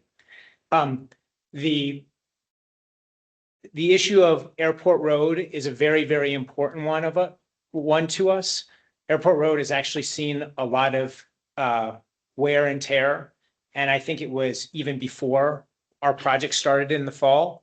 We came out here in January and became aware of the pothole issue and immediately started trying to work on that particular point.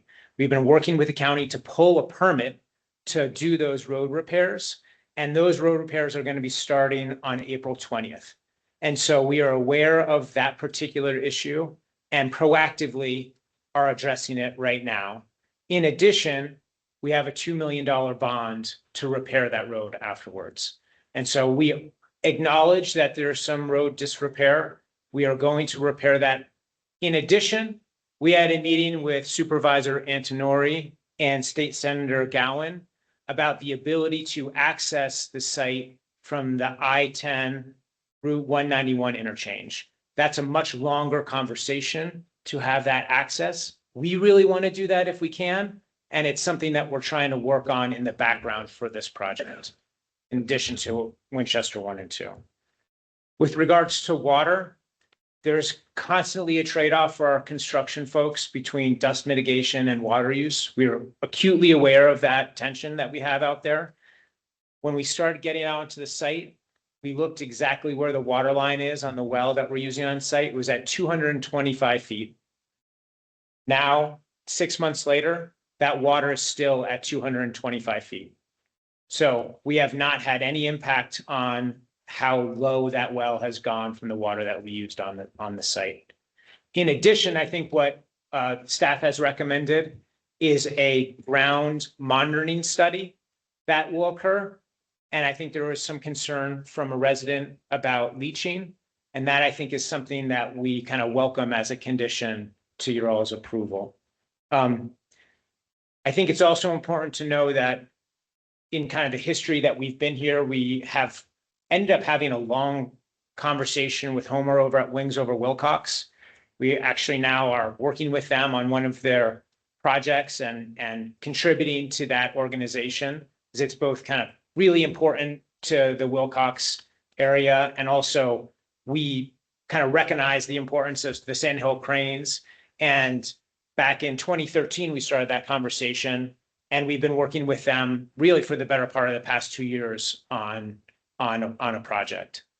I think the last point here is the standards that we are required to adhere to with the battery technology those are all federal standards that we have to adhere to, whether or not it's a condition imposed on you or not. Those are just rules that we just have to follow. So those are NEC codes and NFPA codes that are just straight requirements. It doesn't matter if we're here in the county or if we're in Pima County or Pinal County or in Maine. They're things that we need to adhere to wherever we put these projects. I think that got most of them. Did I miss any?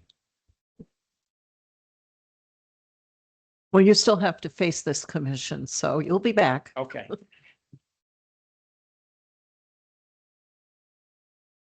The public portion is now closed. This is the time for commission discussion. Questions of the applicant or staff? Madam Chair, you come back up probably. You said in your opening statement, you pay $1 million a year property taxes.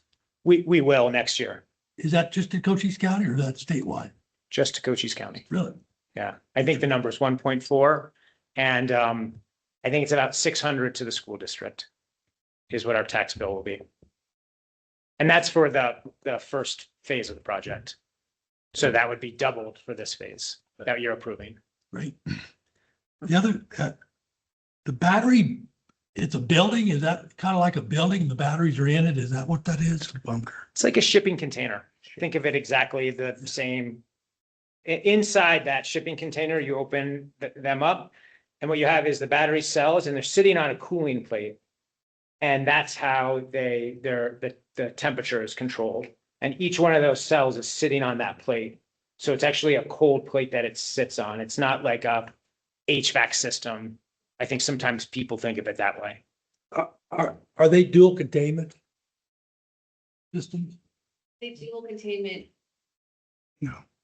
I don't know that I would say they're dual contained. They're dual.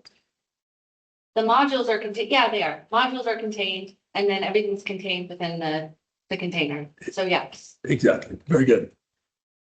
And you said a 200 megawatt? Yes, sir. How big's the system 1 and 2 now? 160 megawatts. The two of them. So this is doubling the size of. Number 3 is doubling the size of One is 80, two is 80, and this is, so that's a total of 160. And then this is 200. Oh, okay. And then the battery backup was for all three phases? Yeah, it's a one-to-one relationship. If that makes sense. So 1 megawatt of solar will be 1 megawatt of batteries. Is that your question? Yeah, that's fine. Now, one other thing quickly, I thought I heard that the solar electric can only be used for local use. Am I mistaken on that? It could just go into the grid anywhere? So we deliver at, our voltage is like a transmission voltage that will then be delivered into basically the wholesale system on APCO side. They then take that power and then distribute it to their members. Okay. It's kind of a weird, like, we think of it, we put it onto a super highway, then they get on the exit ramps and it gets to your house. Thank you for educating me. Thank you, sir. That's all. Mr. Benedict, anything? I do. If somebody else wants to go, I have a bunch of questions. Go ahead. I have 4 questions. Mr. Tucker, let's let you go first. Okay, so this is regarding fire control, because of course the nightmares are out there about lithium battery fires and such. And I know that this technology is less explosive, but it still has some similar concerns. So what special equipment is required to contain and control of fires in the event that one lights off? So there is no special equipment if they do catch on fire. Coordination with Wilcox Fire Department, they come and they monitor it. If there's vegetation nearby, they'll make sure the vegetation stays dry. The directive is just to let it burn. So generally what you'll see is one of those battery containers. I say generally what you see, it doesn't happen very often, is one of those battery containers would catch fire, and they're required to be spaced such that in those UL 9540 testings, that there's no way an adjacent container would catch on fire. But within each of those, there's like a bunch of containers that isolate individual batteries. Yeah, exactly. So if at any point the system detects that it's overheating, it pushes the f-stop automatically. So the whole system gets disconnected. So it's not heating up anymore. And the whole idea with that is that the reason that you have a thermal runaway is because the system gets really hot, right? And then the adjacent module catches on fire. And so that immediately turns that off. Okay. And so basically there's no water, you let it burn. You let it burn. Like the local fire department does when your electric car catches fire in Yeah. your garage. Yep. Okay. And your house goes too. And your house goes too. And so what training plans do you have in place with, my understanding is you contract with Wilcox Fire. Yeah, so we work with our design engineers and the battery manufacturer to develop an emergency response plan. And so that outlines access, what to do, who to call, and how to manage every single step along the way. And that is a condition of this application as it is. And so do you provide resources for additional resources for that organization? Yes, we do. Okay. Mr. Tucker, a lot of the, again, there's only been 2 fires Right. with this technology, but in order to get that certification, what they actually do is force the system into a thermal runaway, and then they just like create the fire and they see how it behaves. And basically what you have is the heat mass exits out the top of that unit instead of going to the sides. That's how the whole system is designed. And so what about containment of toxic elements and such? So you can't contain the toxic elements. I mean, they do burn and you have a plume. There have been a lot of studies and a lot of analysis about that. I heard some people mention hydrogen fluoride. Hydrogen fluoride rises. Hydrocarbons are the biggest concern. In the full scale fires, they've seen that those dissipate in 1 to 2 hours. And one thing I'll say, for whatever it's worth, is the primary wind direction down here is to the southwest. So there, it's not blowing primarily. I live southwest of it. What? I live southwest of it. Oh. From southwest to northeast. Yeah. I'll also say that they say that within 150 feet, you can't, there's no measured toxic plumes up until you get higher up in the atmosphere because they dissipate. Thank you. Interesting. Ms. Fickett? I don't really have a lot of questions, except I did want somebody to address the property taxes that they would be paying on these properties. When people are saying we don't have, Cochise County will see no benefit. It will help our tax rate considerably in this county for this to go in, but I read quite a bit. They've put out a 96-page booklet that we all got, and I read it from one end to the other and pretty well addressed all my questions in that. Thank you. Mr. Ambrose? I have a question for you. Employment. When you build them, you'll have construction crews on site, right? Yes, sir. How about after they leave? Are you going to have anybody else around the area securing the building, checking them? We will have folks that come out, but there will be no one stationed permanently out there. But we do have the fermenter residents that we're using right now for our, like, where our construction teams are working from. And so that would be the location where we would have our staff be located. It's really kind of at the very south of this property. But you're going to have staff located in the area? Yeah, it's like for example, the original project we did in the county, the Red Horse project, has 2 full-time people that are stationed on that project. And so we would anticipate having something similar, but it's a kind of an FTE, right? It's a full-time equivalent. It's not always someone coming in 9 to 5 on the site, right? But today we're maxing out at about 200 people are on the site working. Because we do have one, a farm out there on Central Highway. And what I noticed, I have a farm out there in a ranch. There's nobody out there. They come in and travel the area to check the fences, and that's it. They are not constantly there.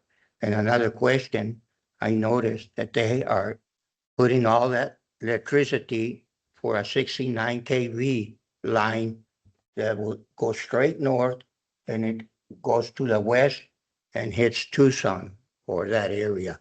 So that area, we don't get a benefit for the local people. Our rates has just jumped in that area. So it's not really going to help us that much if we can't get some of that local electricity into the local economy for the people that live in the area. Listen, there'd be nothing that would make us happier to say, hey, everyone gets free electricity from this project. But like we're actually, the regulation doesn't allow us to do that. We cannot sell electricity to our neighbors from the site. And so it's just the way that our system is created. So it has to go someplace else, then come back? That's just the way that we're regulated in Arizona. Yeah, because our rates are going out of control in that area. And I think one of the things when you think about rate creation with utilities, they like a solar contract is a 20-year fixed rate contract. And that's the benefit. It's the lowest form of electricity that we currently have. It's, the negative of it is that it's intermittent, right? And so they can lock in a 20-year fixed price contract, and that will put downward pressure on rates. And then the variable part of their rate plan is all the other stuff that they need to provide stable electricity. And I do have 2 panels that serves my well, because my understanding when I talk to Arizona Public Service, they wanted $60,000 to bring electricity into my well. You know, and that's like a great example of kind of the second life of when we think about what happens at the end of this project. Really is like the second life of these panels probably is more like that use, right? And it's the reuse of these panels, even though they are 30 years old, they still are producing electricity. How about taxes? Another issue. You did phase one in the Winchesters. Are you paying taxes already on that project or no? For the county? So we had our finance team look into this. I think that our first tax bill will actually happen in 27 is the way that just the tax, like we're paying real property taxes right now. But the way just that we are assessed, our actual tax bill will come in 2027. And you're going to be assessed by the state or the county? I don't know. Because it would be a I would utility. assume it's going to over be assessed by the county. there. Because the railroads and all of are assessed in the state level. I should know this answer, sir, but I don't know exactly the mechanics of, I think we get our tax bill and I think our staff can answer that question. It's both. I mean, they pay property tax on property that they own. The equipment tends to be centrally assessed through the Arizona Department of Revenue, and that's the lion's share of taxes paid.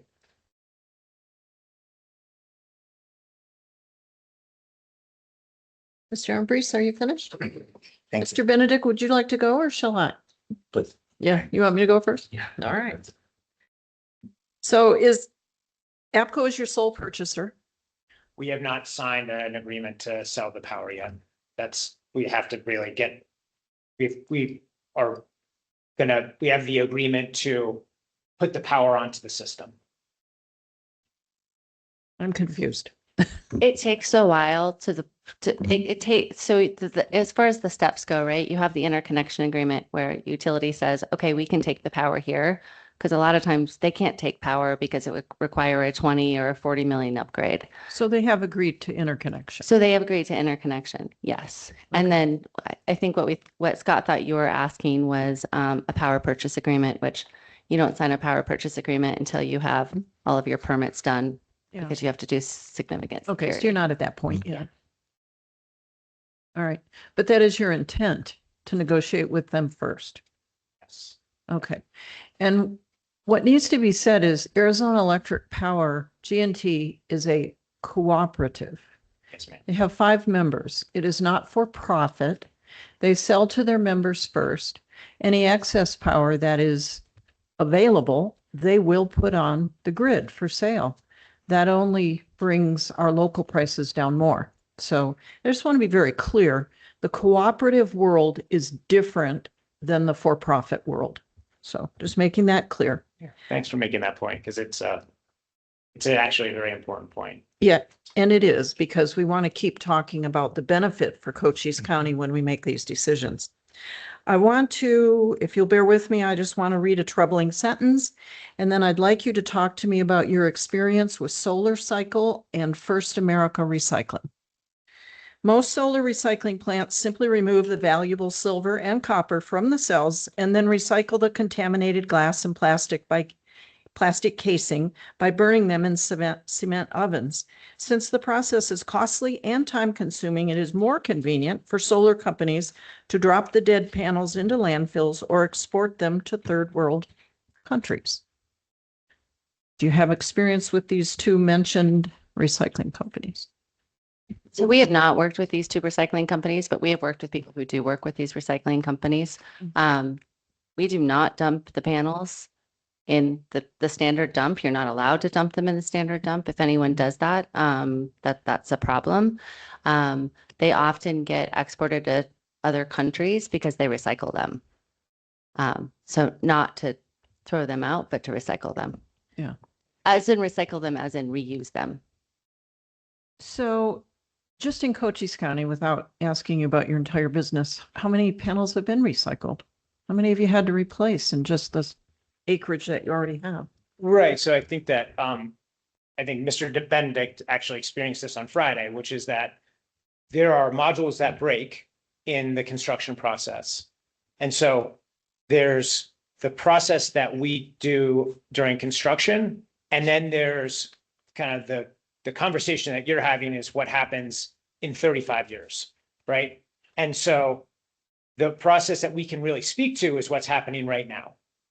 I can't speculate on what's going to happen in 35 years from now, right? Because our anticipation is that the recycling mechanism for these modules will really start ramping up. Because in about 15 years from now, you'll start having projects that are going to be repowered. That's kind of where we are in the life cycle of solar generation in the country. I guess But- that's part of the troubling unknown that we're facing here. We Right. just kind of don't know how those are going to be disposed of, and But let me try to give a little bit of comfort here is that when we break a module on site during the construction process, that barcode is scanned, it's packed up, and then it's sent back to the module supplier comes and picks it up. And those are brought back and recycled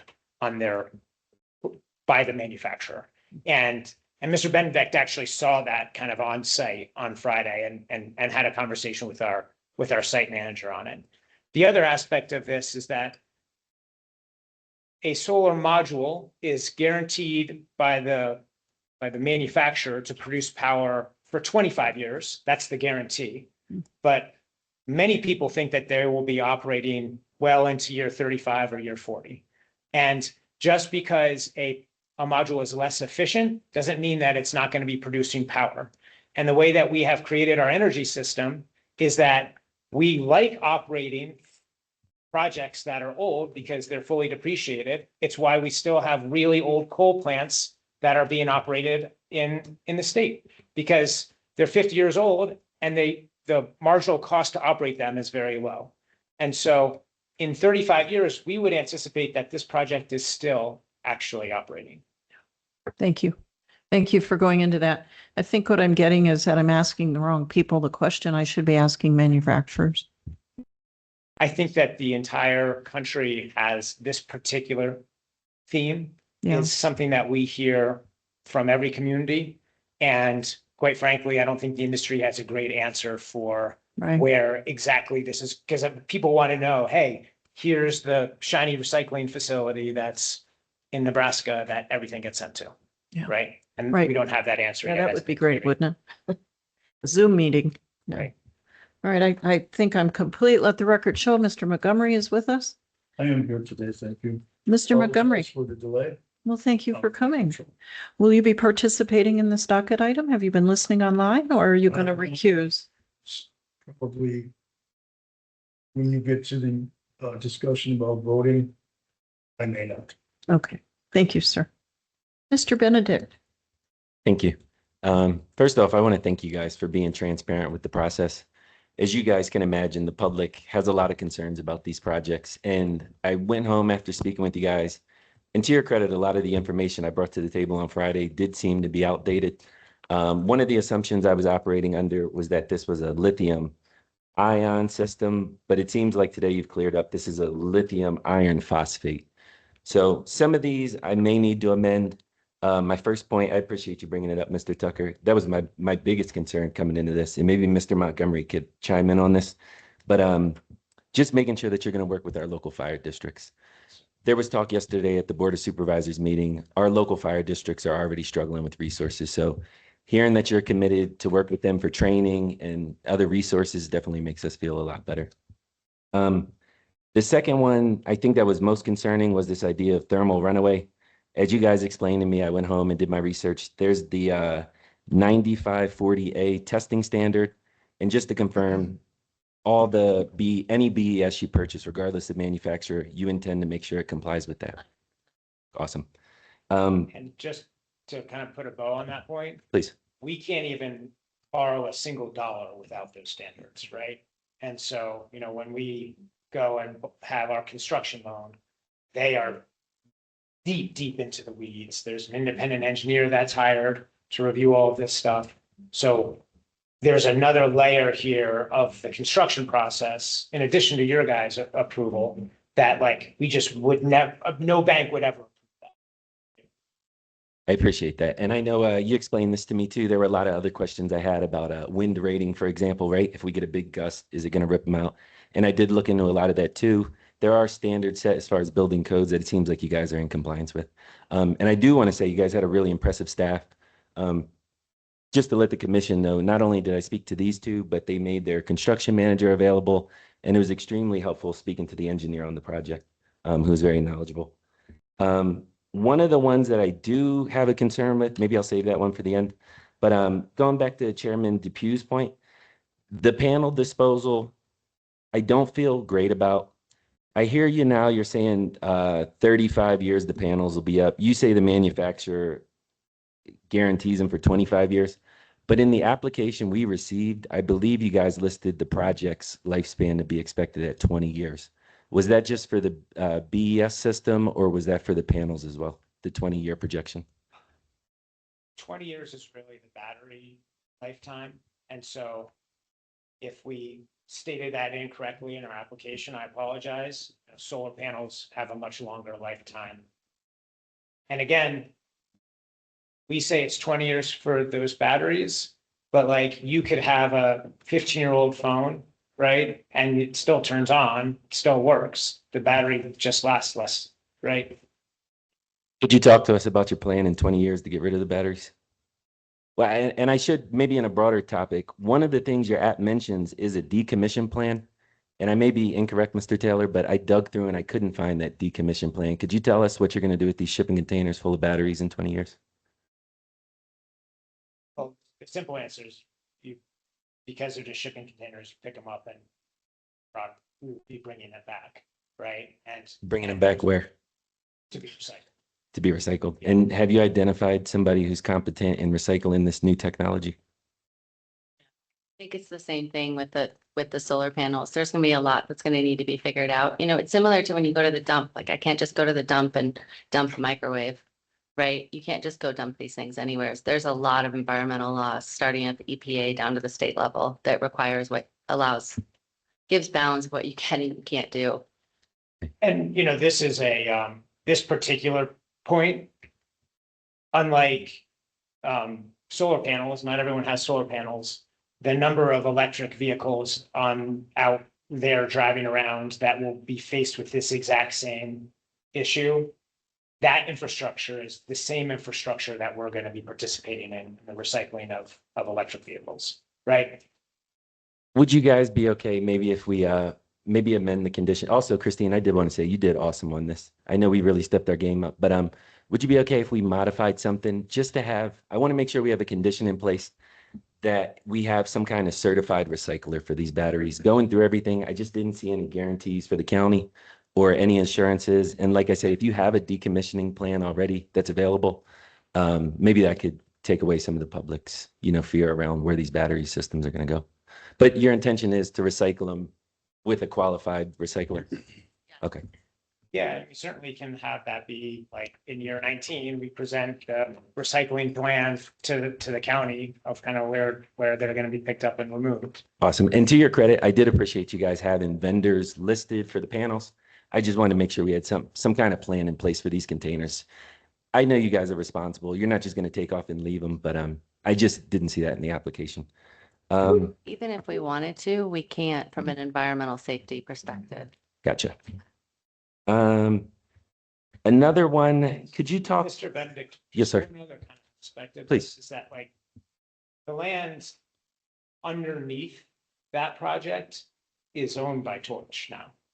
And so we have a long-term interest in making sure that that project is operating to the best extent it can. And then when we remove those, we actually have to remove them because we're the property owner as well, right? And so it's not as if we have a lease that we can just terminate the lease and just walk away.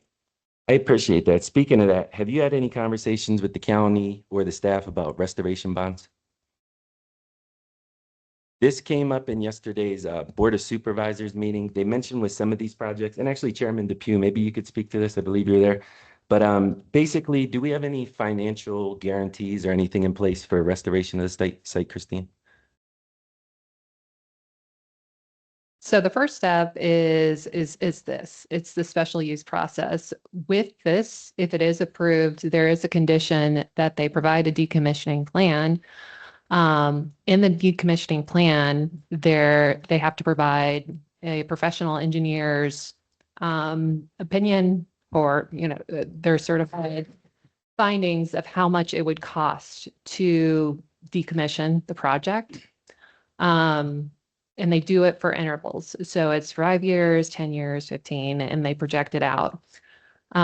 They take into account the value of the project itself in that amount. So if it costs $10 million to remove the project and restoration is part of that, then the value of the equipment right now at the time of installation exceeds that.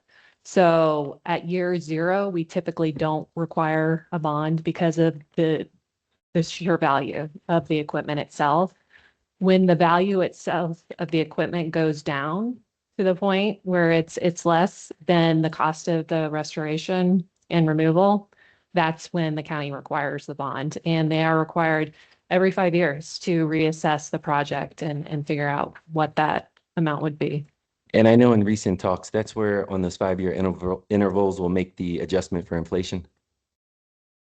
Awesome. Thank you.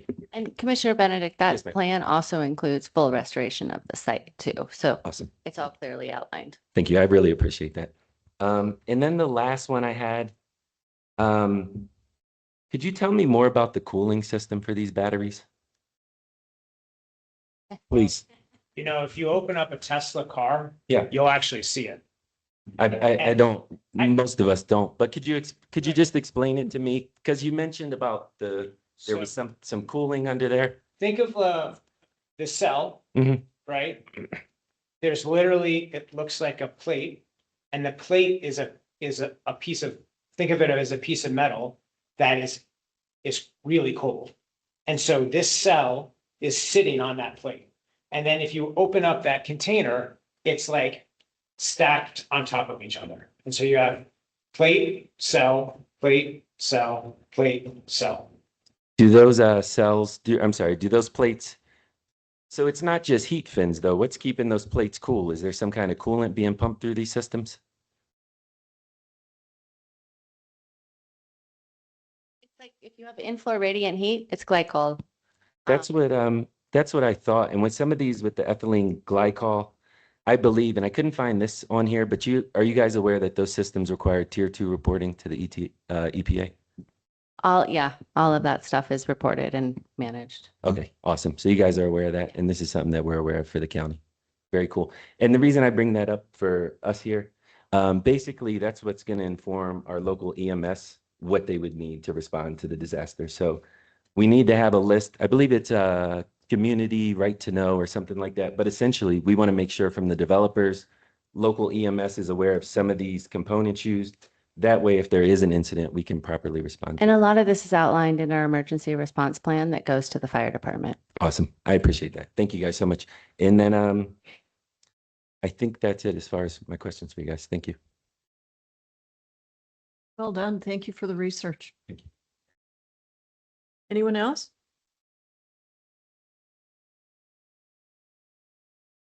We're quiet. Chairman Depew. Yes, And then will we have an opportunity to speak amongst ourselves? yes, that's what we're doing now. Awesome. Let's continue to do that. Or do you want to wait until we summarize and motion and restate the motion? The only other thing I wanted to mention, and I appreciate them, I know we've been hearing about this baseline testing and follow-up testing, which I think is a really good idea, right? Establish a baseline. God forbid there is an incident, just like they said. The procedure with these containers is to just let it burn, right? I think that we should have some kind of baseline analysis done. God forbid we do just let this burn. God forbid there is some kind of leaching. We have a baseline to compare it to measure the impact. And I did identify a couple of chemicals, and I was just wondering if it would be wise to outline those in the actual conditions. I think it was 0.9 Christine added to this, where she mentioned project owner shall conduct baseline soil testing. Should we outline the actual components that we want them to test for? Can you throw those conditions up on the screen for us? Do any other commissioners have a thought about that? I'm afraid I'm ignorant. Won't the EPA or the control of regulations control? That's my, I mean, we're just here, we're the first hoop they have to jump through. Then they go to all those regulators, like with the federal government, the state government, and everybody else who's going to put their thumb down and say, this is what you have to do. And I believe that those components are probably, I don't know for a fact, but in my experience, those have been in those federal, I've worked with the ADEQ now for about 15 years, and they're real strict about what they cause us just to test for the drinking water in our area. It's unbelievable. So I would imagine they have specifications for those. So I did some research and I actually went back and pulled some of these previous projects where the testing you mentioned was done. The developer himself informed me that, for example, these panels do contain cadmium. Cadmium is one of those problematic elements. The site that Frank referenced earlier in McNeil did not have testing for cadmium. So for example, if this is one of those things that the developer has mentioned is contained in the panels, perhaps we should mention cadmium specifically. I will mention, There, exactly. Yes, ma'am. the current wording would not preclude any particular element from being tested. So that could potentially be included without specifically mentioning it in the condition, as well as others. Yeah, so would it be wise? So as this stands right now, there's nothing stopping us. I know the big three we've heard with solar is lead, cadmium, PFAS. There's nothing stopping us from requiring that. And there's not even specifically mentioning it in the condition that would prevent them or Prevent us them from getting the doing it, baseline. or preclude that from being actually studied. Okay, cool. As long as when we get that baseline, I just want to make sure some of those, I know I talked to you before, even with the best intention projects, there's things like hail damage that could happen. And God forbid you get one of those big hailstorms, it could accelerate that leaching process that the public's concerned with. So there's 3 of them I identified that I think are problematic for the panels I want to include. And then 6 of them we identified. One of the callers mentioned one of them earlier, but 6 of them I think with these new BES systems that we should also grab a baseline on. God forbid we do the let it burn strategy, just so we have a baseline established.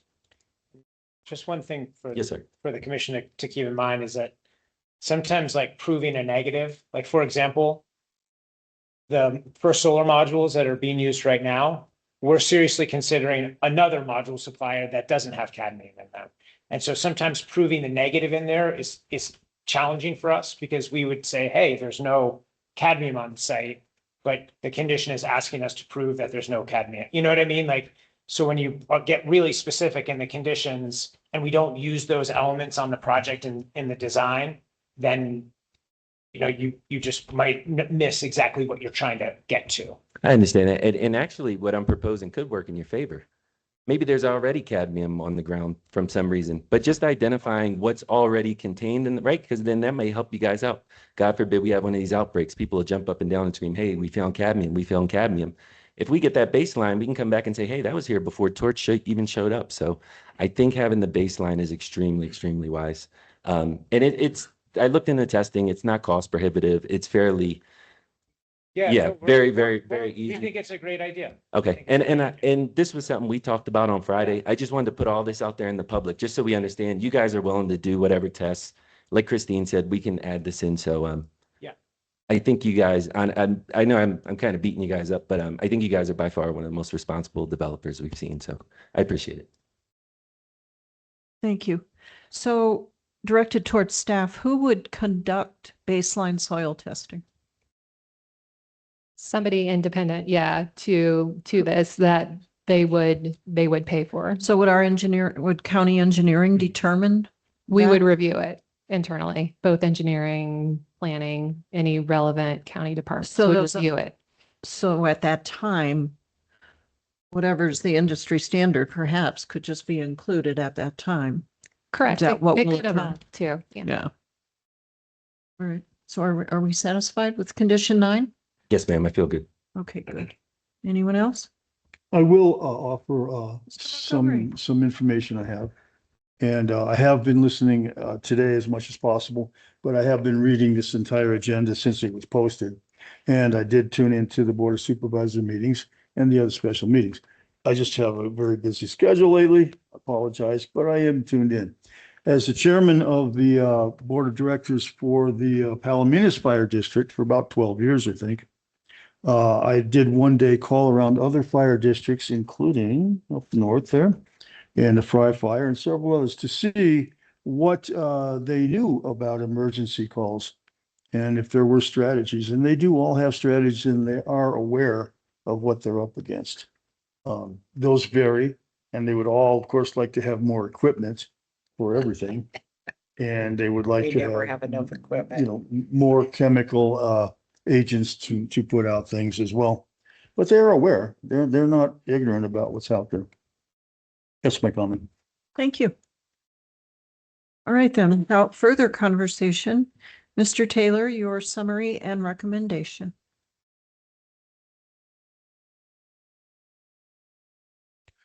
Thank you, Madam Chair. I don't know if my voice is going to make it through this. It's kind of dry. Based on the factors in favor, staff recommends approval of docket SU 2604 to allow a solar energy power plant with BESS system with the following conditions. An emergency management plan is required at permitting. The plan shall include documentation confirming subscription service agreement or agreements with responding fire departments or districts that provide annual site visit access for grounds review and facility relevant training activities and resources. The plan shall be updated a minimum of every 5 years. Number 2, update existing traffic management plan for the Winchester 1 and 2 solar project to incorporate the Winchester 3 solar project, including site access, roadway improvements and restrictions, and dust control measures. Condition number 3, all project components, including PV arrays, shall be set back a minimum of 100 feet from all perimeter property lines. Battery energy storage system shall maintain a minimum setback of 1,000 feet from existing residential dwellings and residentially zoned properties, and a minimum setback of 100 feet from adjacent properties held by Winchester Solar. Number 4, project owner shall maintain the project site with perennial vegetative ground cover and non-compacted soils where grading is not required during project construction. Any existing vegetation will be mowed rather than removed completely. Condition 5, project owner shall exclusively use panels with an anti-reflectivity coating that is integral to the panel. Condition number 6, all panels shall be regularly inspected and continuously maintained by the project owner. Any broken or damaged panels shall be properly and safely removed in a timely manner from the site. Condition number 7, to reduce the optical illusion of water that closely spaced panels can create, the project shall be designed with no less than a 12-foot distance between all tracker rows. Condition number 8, project owner shall submit a completed wetland delineation confirmed by USACE, that'd be the Army Corps of Engineers, prior to commercial permit issuance if applicable. Wetland features shall be avoided except where crossings are needed for roads and cables. Project owner shall conduct, this is number 9, project owner shall conduct baseline soil testing prior to issuance of building permits to document existing site conditions. Post-construction soil testing shall be conducted at year 1 and every 5 years thereafter for the life of the project to evaluate potential leaching impacts to soils and groundwater. Results shall be submitted to the county within 16 days of each sampling event. Number 10, to the extent feasible, non-fenced wildlife corridors within project boundaries shall be preserved near washes and or in areas determined by Arizona Game and Fish to be appropriate for a wildlife highway crossing. Conditional number 11, we did receive significant comments from Game and Fish, and they had a lot of recommendations and suggestions for this project. Utilize bird diverters and near ultraviolet light avian collision avoidance systems for new above ground power lines. Implement post-construction monitoring to assess avian injuries and fatalities resulting from lake effect conditions caused by PV arrays. Conduct western burrowing owl occupancy surveys for final project design, prior to final project design, using Game and Fish certified surveyor. conduct nesting bird surveys prior to vegetation removal and construction activities that occur during breeding season, coordinate with Game and Fish to incorporate open corridors across the project area to facilitate wildlife movement. Maintain 200-foot setbacks from ephemeral washes and quarter-mile setbacks from perennial waters, if applicable. Reserve a 6 to 8 inch gap between the ground surface and the bottom of perimeter fencing. This is also a requirement of the zoning regulations. Conduct minimal grading to retain habitat features underneath PV arrays. Relocate wildlife encountered during the project activities no more than 1/4 mile out of harm's way. Ensure crew coordination to minimize the number of open holes or trenches at any given time. Use minimum amount of light needed for safety, including motion sensing lighting and warm, narrow spectrum lighting. And those would tend to be the amber, orange, and red hues. Comply with the Arizona native plant law and wash and/or decontaminate equipment to minimize the introduction or spread of invasive species.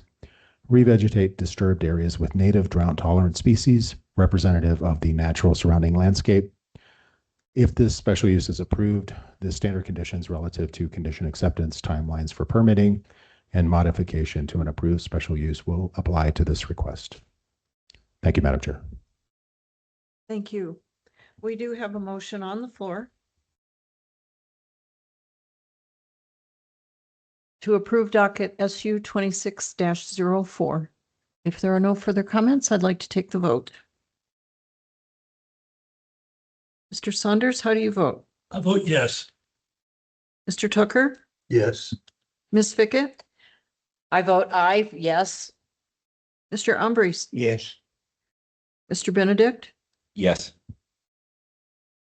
And Mr. Montgomery, are you voting? I will vote yes to approve. Thank you. And the chair also votes yes. Congratulations. I think that's a first on unanimous. Any individual disagreeing with this action has the right to appeal to the Board of Supervisors within 15 days.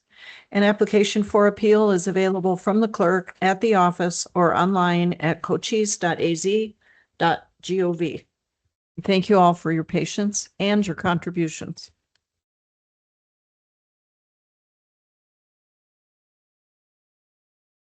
Give me a minute and we'll move on.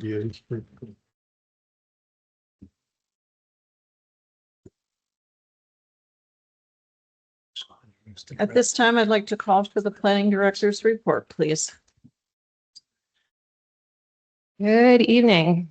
RZ 2601, which was recommended for approval by commission during the March meeting, was approved by the board on March 24th. That was the downzoning. SUA 2504, Hereford RV Park Appeal Remands, that was recommended for approval by the commission during the March meeting, was also approved by the board yesterday.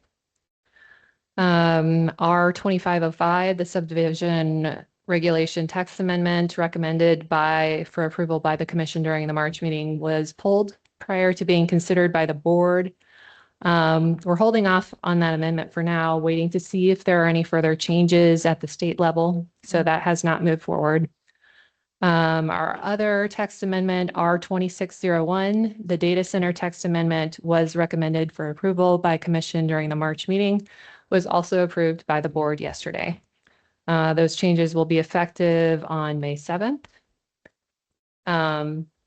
Regarding the moratorium request, we have copies of the statement that the board chair, Antonori, released. As you're aware, the commission made a recommendation to the board to start the moratorium process. However, it is up to the board and their discretion whether or not to follow or act on recommendations from staff or the commission. And at this time, the board has decided not to initiate the process required by the state. And their focus has just been on the regulation itself. We have one docket scheduled for next month, just one. It's a downzoning and sunsites. We will also be having a training session for the entire commission. We have several new members, and it's just good to have these on occasion. We also might have a text amendment, but overall, it's a lighter month heading into the summer. We also have a new commissioner joining us next month. Her name is Christy Zumas, and she was here at the beginning of the meeting. She lives in Sierra Vista. She'll be in District 1. She was nominated by Supervisor Crosby. Her appointment will be in the April 21st Board of Supervisor meeting prior to our May meeting. So next month will be her first meeting as well. And that is all I have for the director's report. Thank you. Anyone have anything else to add? Right, so we do have an item remembering Commissioner Limbach. I have a statement that I've printed because wasn't sure I could even say it. On March 19th, Randy died. We will miss him here on this dais. Additionally, this loss is very personal for me. Randy had become part of my family. My daughter said Randy formed niche relationships. I thought that was interesting, but oh so true. He and I found out quickly that we shared a love of the Federalist structure and the United States Constitution. He and I shared intense interest in Cochise County government. Randy was my traveling companion to meetings. I was regularly amused to see us vote opposite each other on dockets, which meant we maintained our independent integrity, and that's what mattered the most. I will miss my fiercely patriotic companion more than I can say. God bless you, Randy.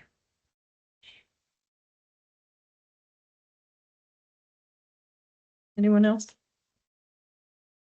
That's hard to follow. I'm sorry I was so emotional. Madam Chair, Mr. Taylor. I know in spite of my baby face and long locks, I've been in this business a long time. And I've worked with some fantastic commissions and boards and appointed and elected officials. There was a lot of complimentary comments during the Board of Supervisors meeting yesterday about this commission, all of which are true. And it's a delight to work with this commission. Randall, always prepared, always engaged, always professional. His conversations, his dialogue with applicants and members of the public were direct but respectful. His contributions to commission discussion were substantive and concise. No editorializing from Randall. In the few infrequent and brief conversations that he and I would have, I always found him to be very thoughtful and almost a childlike curiosity, principled, informed, and fair. He became a reliable motion maker for those tough dockets.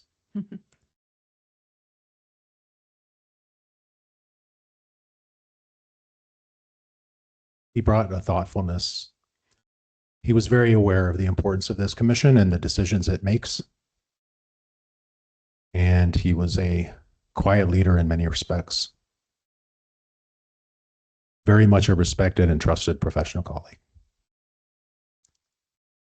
Thank you, Madam Chair. Thank you, Mr. Taylor.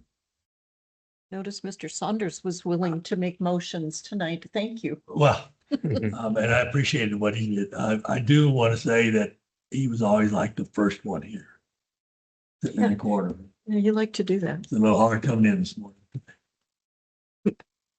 And I'll just, you know, he had such an important voice and perspective. Yeah. Just the questions he had before, during, after meetings, for staff applicants, always prepared. He always had just an excellent statement explaining his thought process. Sometimes he sided with staff, sometimes not, but we always knew why. He's consistency and just his thought process, and but at the same time, he was open to applications and hearing what people had to say. And he was a great commissioner, and he will be missed. He is missed. Yes, ma'am. I didn't know him I've not been here very long, but I always knew that he'd have it well researched, whatever it was. And asked all the hard questions and the easy ones a lot, and he was very helpful. I always had a kind of an impish smile that he always was gonna give you. I really, he will be missed here a whole lot. She has big shoes to fill. Yeah. I think she's aware. All All right. Are we finished with that? Thank you all for sharing about Randy. Yeah, God bless you. Yes. Meeting adjourned.